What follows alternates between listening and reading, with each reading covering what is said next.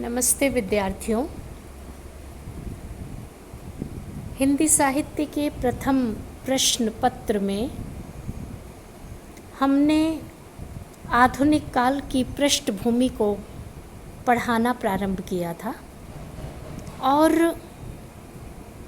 2-3 video में हमने साहित्य के कालों पर चर्चा की और फिर उसके पश्चात आधुनिक काल की परिस्थितियों को समझाना प्रारंभ किया था। विद्यार्थियों, पिछले वीडियो में जहां हमने अपनी बात ख़त्म की थी वहीं से आज अपनी बात प्रारंभ करेंगे। हमने आपसे कहा था कि 19वीं शताब्दी में सन 1900 से लेकर अब तक के युग को आधुनिक काल कहा जाता है और उस आधुनिक काल में सबसे पहले 1857 में स्वाधीनता संग्राम की घटना साहित्य और इतिहास के लिए महत्वपूर्ण थी कि उस पहले स्वाधीनता संग्राम का प्रयास यद्यपि असफल रहा था, लेकिन भारतीयों के मन में स्वाधीन चेतना के प्रति बीज वपन का कार्य प्रारंभ हो चुका था। विद्यार्थियों, उसके पश्चात सन 1900 से लेकर 1947 तक हमारे भारतीय स्वाधीनता के इतिहास में राजनीति में अनेकानेक घटनाएं घटी और उन घटनाओं ने हमारे राजनीतिक परिदृश्य को, हमारे समाज को और साहित्य को बदल करके रख दिया। विद्यार्थियों, कुछ मोटे मोटे तौर पर घटनाओं का उल्लेख करें तो 1885 में इंडियन नेशनल कांग्रेस की स्थापना हो गई थी और उसके पश्चात सन 1900 से लेकर के 1947 तक भारतीय राजनीति में स्वाधीनता को लेकर निरंतर प्रयास चलते ही रहे। वे प्रयास कभी किसी एक दल के द्वारा, कभी वे प्रयास कुछ लोगों के द्वारा, कभी वे प्रयास किसी एक वर्ग के द्वारा, यानी इतिहास में 1900 से लेकर 1946 तक जो घटनाएं घटी उनमें हम ये कह सकते हैं विद्यार्थियों, सन 1920 में कांग्रेस की बागडोर गांधी जी के हाथों में आ गई और उन्होंने असहयोग आंदोलन चलाया। भारतीय राजनीति में जलियांवाला बाग कांड, साइमन कमीशन, गांधी जी का सविनय अवज्ञा आंदोलन, चोरा चोरी कांड, उसमें भारत छोड़ो आंदोलन, उसमें राजनीतिक रंगमंच पर सन 1920 से लेकर के नेतृत्व गांधी जी के हाथ में, कभी गरम दल के नेताओं के हाथ में, उग्र दल के नेताओं के हाथ में, कभी स्वाधीनता सेनानियों के हाथ में, कभी समाज सुधारकों के द्वारा प्रयास यह किए गए कि येन केन प्रकारेण अंग्रेज़ों को हमारे देश से निकाल दिया जाए और हम स्वाधीन हो जाएं। विद्यार्थियों, सन 1942 का जो भारत छोड़ो आंदोलन था, उस आंदोलन में अंग्रेज़ों को यह पता चल गया था कि अब हम ज़्यादा देर तक यहाँ, ज़्यादा दिनों तक यहाँ शासन नहीं कर पाएंगे। तो उन्होंने फिर एक दूसरा गलत कार्य किया। उन्होंने हिंदू और मुसलमानों के बीच फूट डालो और राज्य करो की नीति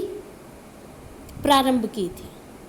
जिसका परिणाम यह हुआ कि हम लोग आपस में ही, हमारे यहाँ सांप्रदायिक तनाव और दंगे हो गए। और विद्यार्थियों, गांधी जी के नेतृत्व में जब आंदोलन चल रहे थे तो उधर उग्र दल के नेताओं को यह लग रहा था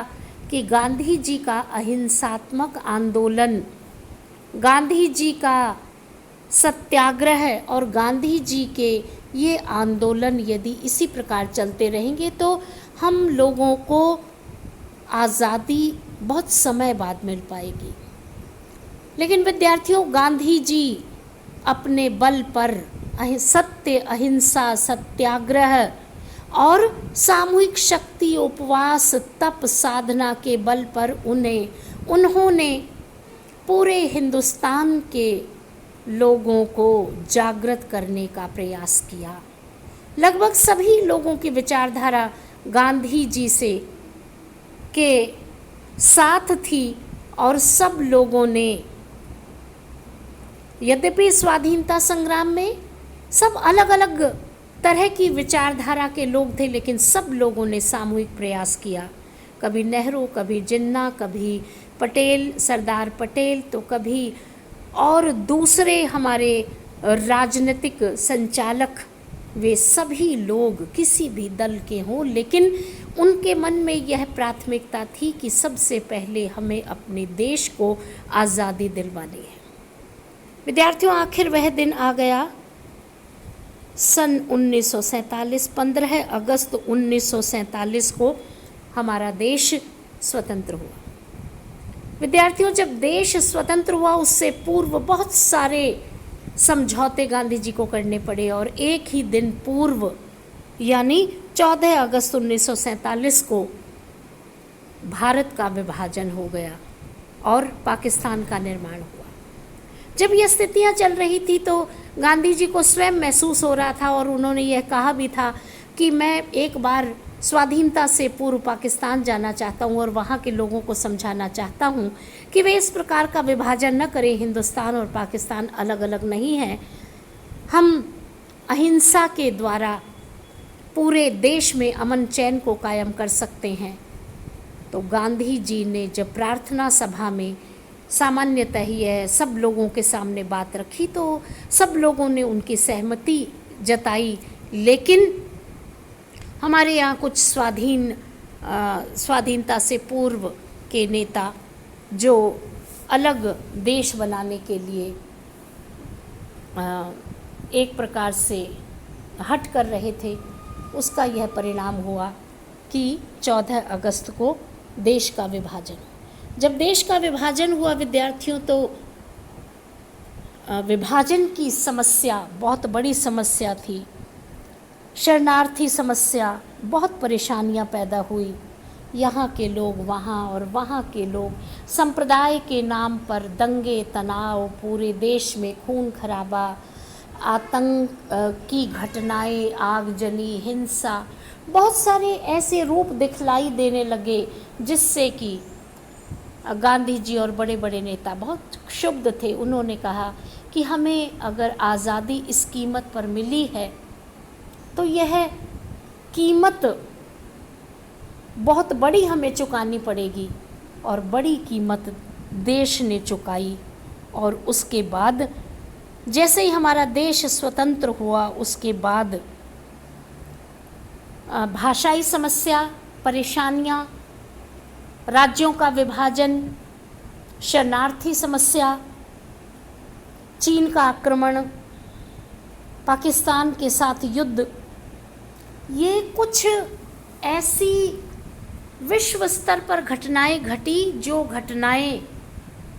महत्वपूर्ण थी, और इन सब का प्रभाव आधुनिक काल की कविता और विश्व की राजनीति पर पड़ा। विद्यार्थियों,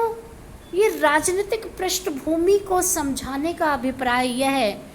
कि इन सारी ही घटनाओं ने देश को आज़ादी दिलवाई, हम लोग एकजुट हुए, हम लोगों को स्वाधीनता की प्राप्ति हुई, हमारा देश आज़ाद हुआ, हमारे संविधान का निर्माण हुआ, हमारे तिरंगे का निर्माण हुआ, हमारा देश आज़ाद हुआ, हमें मौलिक अधिकार प्राप्त हुए, हमें नैतिक कर्तव्य दायित्व हमें सौंपे गए और उसके साथ ही भाषा को लेकर के भी विचार किया गया और हिंदी